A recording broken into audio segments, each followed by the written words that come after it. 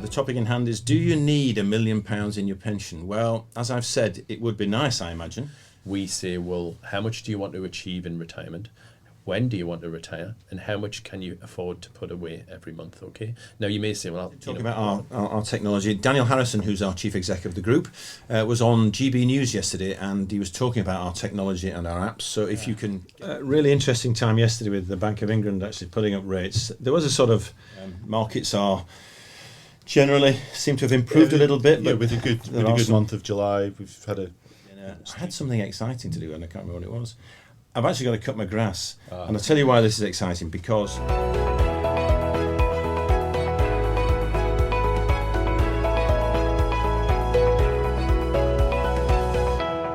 hello everybody, and welcome to podcast number 129. I'm Steve Hutton, and I've got the dubious honour today of hosting it. Usually they get me in to ask and answer difficult questions, but today I've got the pleasure of asking some difficult questions. The title of today's podcast is, do you need £1 million in your pension? Do you need £1 million in your pension? Crikey, we'll come back to that later. I think it'd be nice to have it, but I don't know if you need it. I'm joined today by Jeff Casson, who you will all know from our morning markets and various other functions. Well, morning, Morecambe?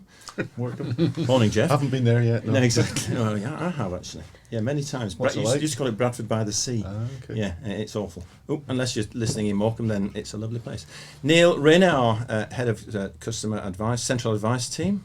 And with lovely Sophie Bennett, who works our customer care team. Welcome, everybody.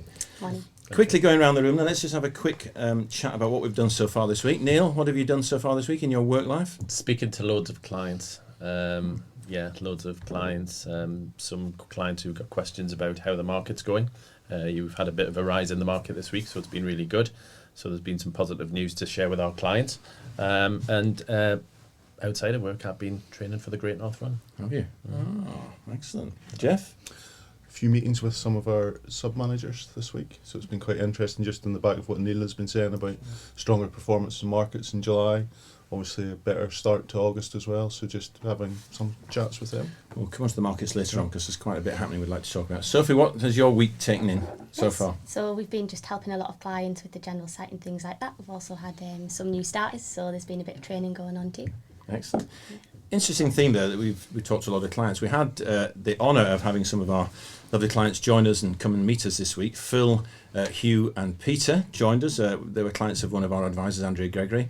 We all got a chance to spend some time with them. If you're listening and watching, gentlemen and lady, thank you for coming. I really enjoyed it. It's a real highlight of my job when I get the chance to meet some clients. It's not often I do, but it was a pleasure to meet you all, and I hope you come and visit us again very soon. Okay, let me get on to the topic. The topic in hand is, do you need £1 million in your pension? Well, as I've said, it would be nice, I imagine. But let's just think £1 million probably isn't what £1 million used to be. And if we keep going with inflation at these levels, at 9.5%, then it'll erode your money even further. Probably a good start for you, Neil, to just talk about, do you need £1 million? Are there restrictions if you go above it? Is it hard to get there? Tell us a little bit about trying to achieve that. Yeah, no problem. So, I mean, it's very subjective whether or not you need £1 million in your pension, because it all relates to you as an individual, potentially how much risk you're willing to take with that pension pot, what your outgoings are, what you want in retirement. Do you want to have loads of holidays? Do you want to spend loads of money? And do you want to keep up with maybe the wage that you've had in your working life to achieve what you want in your retirement life? If you started from a ground base, so let's say you started at 25 and you're thinking, well, I'm going to retire at 65. A lot of people are getting older, but let's just go with 65. You probably need to be putting about £650 a month away, okay? And that's given some sort of interest rate at about 5%, okay? That would probably achieve you just under £1 million pot, okay? But, as I said, you also have other things that come into play as well. So when you get to retirement age, whatever that may be, 66, 67, as you move forward, you've got your state pension coming in as well. And state pension at the moment is, about £9,500, £9,600 a year. If you're married, you've got double that as well. So then you've got, just under £20,000 as well as state pension. So you're thinking, well, I need £40,000 a year, and that's probably what you would get quite comfortably off £1 million pot. But then you could have £20,000 state. Okay, so you have to take that into consideration as well. So your pension pot might not need to be £1 million, could be a lot lower. Yeah, a lot springs to mind there for me.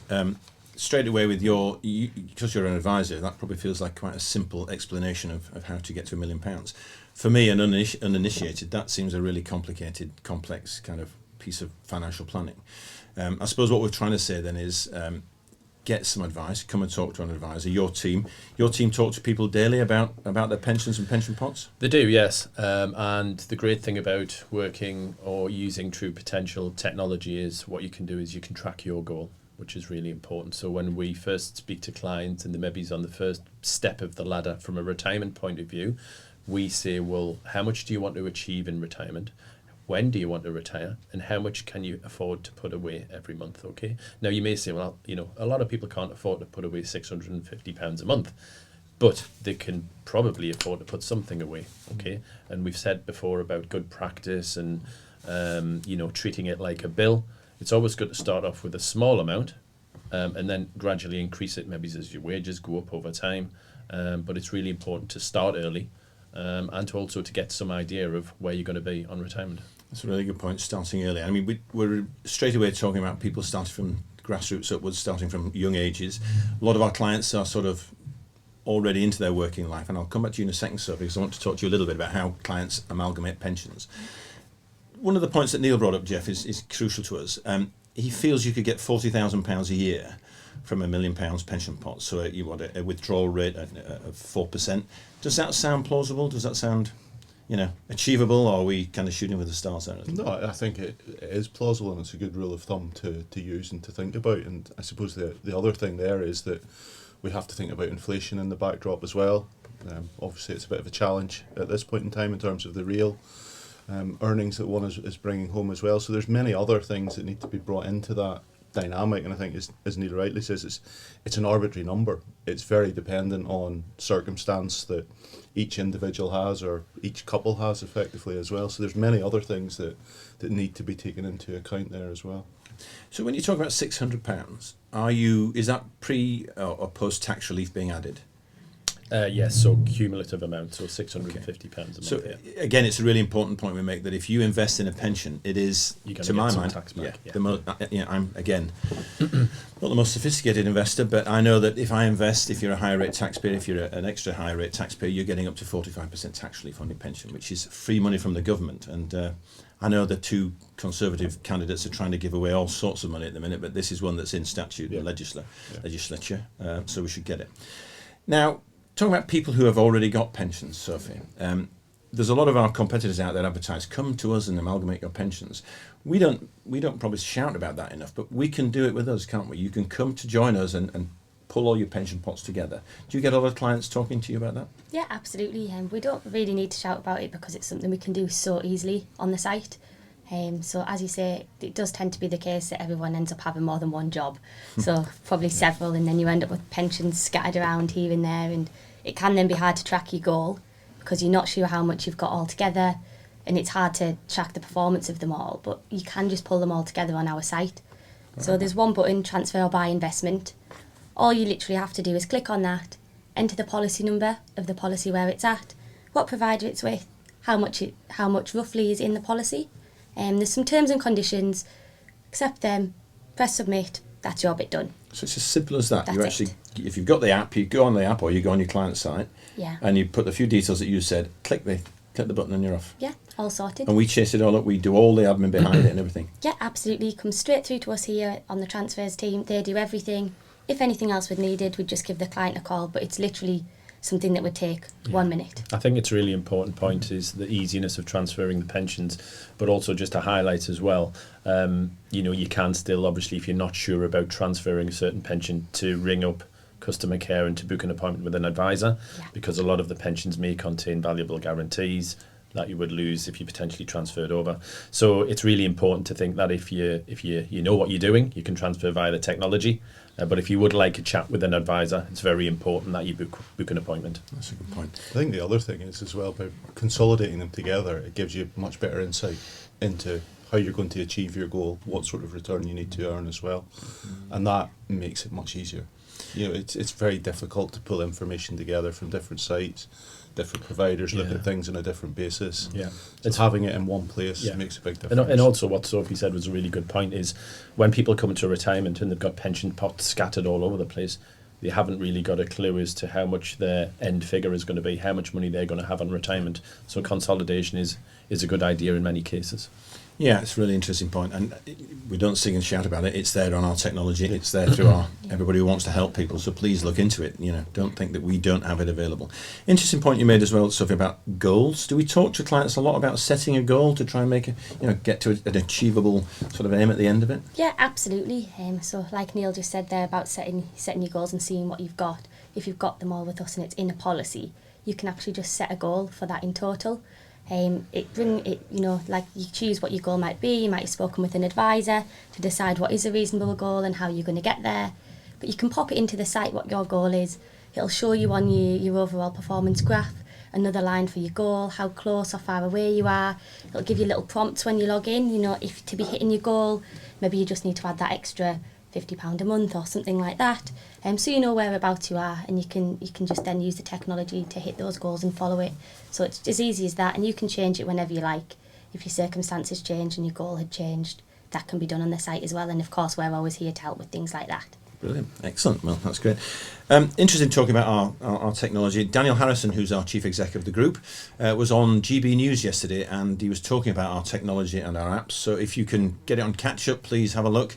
It gives you a good insight as to our thoughts and how we're thinking of going forward with our technology as well. And today I'm joined by Daniel Harrison. He's the Chief Executive of True Potential, a financial services Really firm. well. We're dealing with members of the public who have investments, have pensions, or want to invest or want to save for retirement. Actually, we help them set a goal for the medium and for the long term. And then we use our market-leading technology to allow a client at a tap of an app or logging in their website to see how exactly well they're doing and to talk to us where they need more help. I think you're absolutely right about taking a risk. I think you have to have your own capital. You've got to have your own skin in the game. It's pretty efficient. I called them earlier today, actually, as it goes. Did you? I did, actually. And they answered? Well, they did. She was very helpful. She Thank goodness. explained all the GIAs and the ISAs, and you've got... So, Jeff, a really interesting time yesterday with the Bank of England actually putting up rates. There was a sort of suggestion that they may have gone a bit harder and a bit higher, so sort of 3/4, but obviously coming in at 0.5%. Yep. And also, what I found really interesting yesterday was the fact that the markets didn't really react; they were flat, slightly up.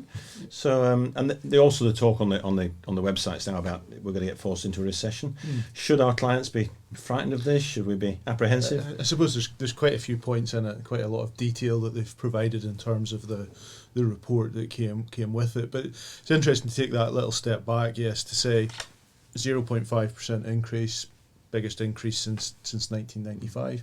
But even within the committee, there was a little bit of dissent. We had one member voting for 0.25% increase, so an 8-to-1 vote. So it wasn't a unanimous vote from within the committee. I think when we dig into it and look at it, there's quite a few comments that are worth just reflecting on. We've talked a lot in these discussions over the recent months about inflation, the inflation backdrop, and how hard it's been to forecast inflation. So we thought, or the bank thought, around 11 and a bit percent as we got into October. Actually, today's report talks about 13%. 13% inflation is quite a large number for us all to contemplate. But what that does do is that there's an assumption on energy prices within that. And that was that energy prices remain at these elevated levels for the next 6 months. So there is a part and parcel of assuming, what can you assume, that the best way to forecast is what you've got today, and that's certainly what the bank have done in that regard. In terms of their view on growth and the recession dynamic that you're alluding to there, they are flagging that GDP will be lower and will be revised lower in terms of their assumptions. Effectively, they're talking about negative growth next year, flat growth in 2024. So those are the dynamics that they're using to form their analysis. But I would say, when we look back, how accurate have they been in predicting these things in the past? Well, if we go back to May, inflation was around 10% expected. We're now 3% difference in 2 months. So forecasting, very difficult, very challenging. One of the things that we've talked about is employment, the strength of that. They're expecting a slight deterioration in unemployment, but not materially, from around, I think, 3.8 to 4.4, I think they talk about in their sort of central scenario. So one of growth, yes, slowing, growth being 0 to slightly negative, but not a step change lower is kind of how I'm interpreting what they've said at the moment. Interesting from our perspective again. You know, I can remember back into the 70s. Do you think this will herald kind of an era of industrial disputes? We've got inflation 11.5%, crikey.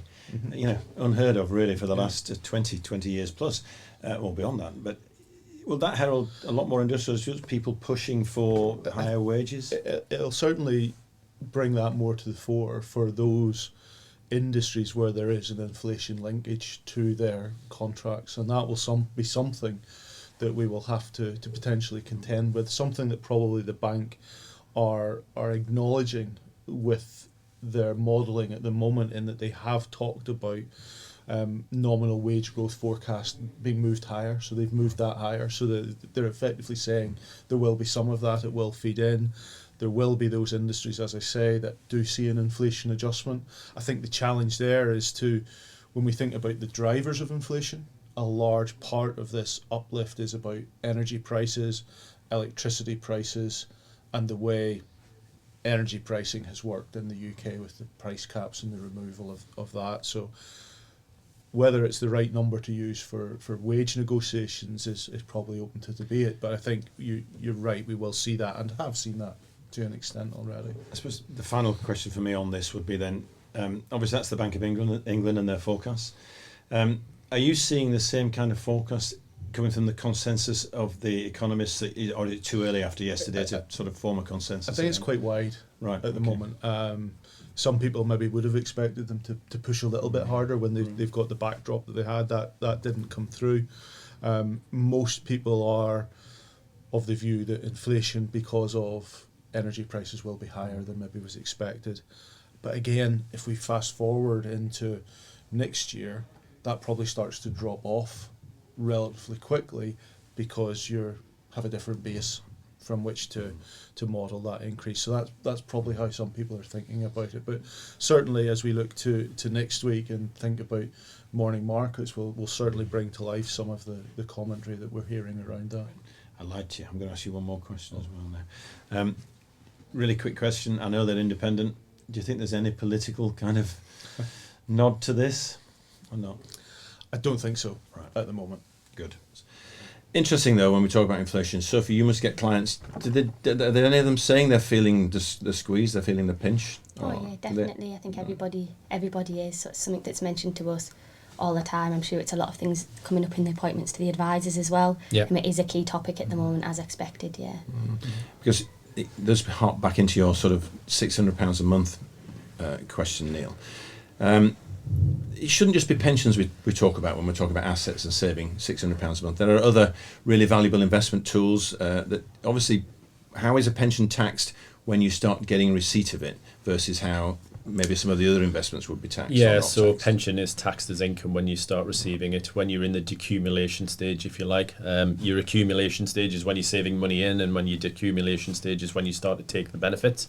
So you're going to get taxed in line with anything that goes over your personal allowance of 12,570. Obviously, you get a tax incentive to put money into a pension, but you're going to be taxed based on your status when you take that money out. But there are other alternative investments that there isn't a charge, if you like, to take any money out, which would be your classic one would be an ISA. And we talked about a couple of podcasts ago about your first ISA millionaires a couple of years ago who were saving the full allowance, whatever it would be for that year. Obviously, it's 20,000 per year now. But yeah, I mean, an ISA is a really good other alternative investment, because what you can do is when you come to retirement, you can think, well, I'm going to pay this much, a little bit of income tax on my pension income, but then I've got this ISA I can rely on as well, which is going to provide me another good source of income free of tax. And I suppose that harps back into can we transfer ISAs and can you consolidate ISAs together with us on the platform? Yeah, absolutely. Just in the exact same way, the transfer by investment option, it's going to keep sort of the previous ISA allowances that you've paid in. It's going to transfer it straight over. Yeah, you can consolidate them all together if you wish. Excellent. Well, I've actually learned something today, which is, at my age is a revelation, isn't it? That's been really interesting. Thanks. I think we've kind of covered pensions there. An interesting time, and trying to get people to start saving early, that you can consolidate both your pensions and your ISAs on our platform. Markets are generally seem to have improved a little bit. Yeah, but with a good month of July. We've had it's 4 days into the start of August. Things have been a little bit better. Let's hopefully see that continues. Well, when Hugh, Peter and Phil visited this week, they said they liked the factual part of the podcast, but they also like some of the humanity, not humility, I hasten to add, but humanity we bring to these as well. So now we get on to the interesting bit of finding out what we're doing, actually what you're doing for the beginning of the month. What are we doing at the weekend? Who should we start with? I'll do my randomizer. Sophie, what are you doing at the weekend? Well, I'm a recent new dog mum, so so probably not much sleep. Yeah. What kind of dog? A golden doodle. Is that like a Labradoodle? Yeah, but with a golden retriever instead. Yeah, My knowledge of dogs knows no bounds. Yeah. So it's about this big and kind of curly. Yeah, but And he's golden. only a puppy at the minute, so he just Is bites a everything. male dog. Oh yes. Yeah, so I'll be having a lot of fun with that, I think. Well, I hope you get some sleep. We'll see. Neil, what are you up to? Pounding the pavements again, unfortunately. Yeah, I bought a new pair of trainers yesterday, which cost me a lot of money. Jamie Sexton got me discount, which was really How important. did Jamie get your discount? Oh, he's Arthur Daly, isn't he? I think one of your feet would fit in. Yeah, you get both your feet in one of his shoes, wouldn't you? Correct. Yeah. So I'm up to size 10.5 now.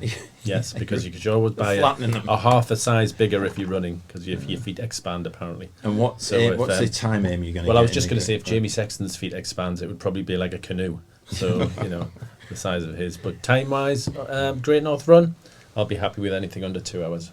And we can't talk about canoes in this part of the world, though, can we? Because wasn't it someone in Hartlepool disappeared in a canoe? Yeah, we've only got there. I've heard. You remember there used to be a canoe when we were young? There was an advert. Oh, sorry, when I was young. So, well, that's really exciting. Pounding the pavements, getting Pounding kept the awake by a pavements, dog. yeah. I'm glad I'm not seeing either of you to this weekend. Jeff, can you liven me up a little bit? I think we'll be out with my 2 boys over the weekend. Various different things, probably dad taxi, different parties, different sports. They leave you behind, don't they? Yeah, So they do indeed. ultimately, your social life just disappears and your kids' social life takes over. But then they leave home and you've got to find your social life again. You've got to find a lot of things. You've got to find how to converse with your wife and things. If you need So any is that a tips, challenge? If you need any tip, it is, yeah. It is when I'm 150 miles away. So general sort of, again, just not ferrying about. a bit dull. Yeah, probably. Yeah, so you've all been a bit dull. I need to come in So here with what- something. What have you got to do? Yeah, I'm just trying to think. Actually, Bradford City are away at Barrow, and I couldn't get a ticket because it's full, so I'm not going there. I'm going to play a bit of golf. I know golf's a dirty word around here, but I'm going to play a bit of golf. I'm going to go out for dinner. My youngest son's coming up with his girlfriend. A bit awkward. I've met her before, but it's still a bit awkward. We're in that new stage still, so I'll meet her and be very polite. I won't show the real me. Play a bit of golf. She won't come along, so I'll get him on my own for a little while. Like I said, go for dinner. I had something exciting to do, and I can't remember what it was. I've actually got to cut my grass. And I'll tell you why this is exciting, because when it got really hot, the grass all died, and I have a guy that comes and looks after it a little bit. So he came and looked after it, and it cost me a fortune, this fella. But then he said, you need a wetting agent. A what? A wetting agent. And I said, is that not rain? He said, oh, no, you need a proper wetting. And apparently he was going to charge me 120 quid to put this wetting agent on, which is just fairy liquid in a jar that you spray on. Yeah. So anybody, if your lawns are looking dry and parched and you want them to recover quickly, put some fairy liquid, probably about 5 drops in about 5 gallons, and then spray it on, and it breaks down the meniscus and all that stuff. It's all very technical, Yeah. isn't it? Yeah. So water doesn't work. No, apparently Right. it works better when you've got a wetting agent. If you're still awake, I hope you've enjoyed podcast number 129. It's certainly been a pleasure talking to you all. Thank you for joining us, and please stay tuned and like and do all our social media thumbs up, touches, shares with your friends, all the usual. But lovely to talk to you, and hope to see you again very soon. If you're interested in taking your investing to the next level, or would like to know more about the options available to you when you retire, then download our free guides to ISAs and pensions. These are available in the video description below.